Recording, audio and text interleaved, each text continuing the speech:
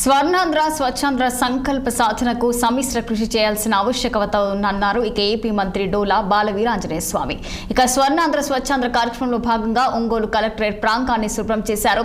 MLA Vijay Kumar, MLC Rajagopal Reddy, జిల్లా collector తమీం అలాగే కలిసి పరిసరాలను క్లీన్ చేశారు.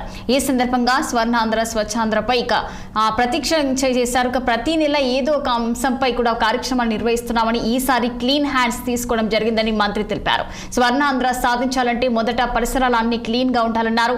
లక్ష్య సాధనకు ఏకతాటిపై నడవాలని చిత్తశుద్ధితో కృషి చేయాలంటూ సూచనలు చేశారు. ఆయన అలాగే వికలాంగుల పింఛన్ల తొలగింపుపై స్పందిస్తూ అర్హుల పెన్షన్లను ఎట్టి పరిస్థితుల్లో తొలగించబోమని స్పష్టం చేశారు మంత్రి బాలవీరాంజనేయ స్వామి. అనర్హులు తీసుకుంటున్నారు, నడుచుకుంటా వచ్చి 15,000 తీసుకున్నారని మీడియానే కథనాలు చేశారు.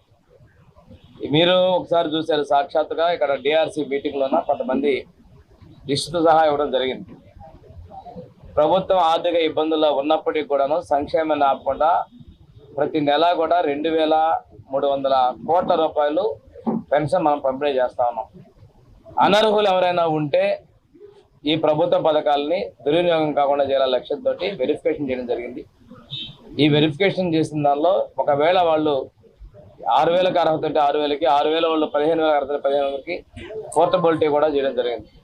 కొంతమంది సీనియర్ సిటిజన్గా పెన్షన్ తీసుకునే పని అయితే వాళ్ళకు కూడా పోర్టింగ్ చేయడం జరిగింది. ఎక్కడైనా పొరపాట్లు జరిగితే పునః సమీక్ష చేసుకోమని, అప్పీల్ చేసుకోమని కూడా చెప్పడం జరిగింది.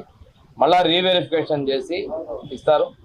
ఇప్పుడే కూడాను తాత్కాలిక సర్టిఫికేట్ ఏమన్నా అంటే 1, 2 అలాంటి తొలగించారంటే ముఖ్యమంత్రి గారు వాటి మీద కూడా తగిన ఆదేశాలు ఇవ్వడం జరిగింది. అలాంటివి ఏమన్నా ఉంటే పెన్షన్ నిలుపుదల చేయకుండా పెన్షన్ ఇస్తూ వెరిఫై చేస్తూ వారందరూ కూడా అవకాశం కల్పించమని ముఖ్యమంత్రి గారు ఇచ్చారు. మేము ఇస్తున్నంత సంక్షేమాన్ని ఇంతకుముందు ఎవరు కూడా ఇవ్వాల. ప్రతి దానిలో బురద జల్లుతున్నారు. నేను కూడా ఏంటంటే దివ్యాంగ సోదరులు అందరూ కూడా ఒకటే చెప్తున్నాం, మీకు ఇచ్చిన నోటీస్ ద్వారా మీరు మీ సెక్రటేరియట్ అప్పీల్ చేయడం ద్వారా అప్పీల్ చేసుకోండి. మళ్ళా వెరిఫికేషన్ చేసి అర్హత ఉన్నటువంటి ఏ ఒక్క లబ్ధిదారుడికి అన్యాయం జరగకుండా పెన్షన్ ఇచ్చేదానికి ప్రభుత్వం సిద్ధంగా ఉంది. వీలైనంత వరకు కూడా అనర్హులను తేలిన వాళ్ళకే నోటీస్ ఇవ్వడం జరిగింది.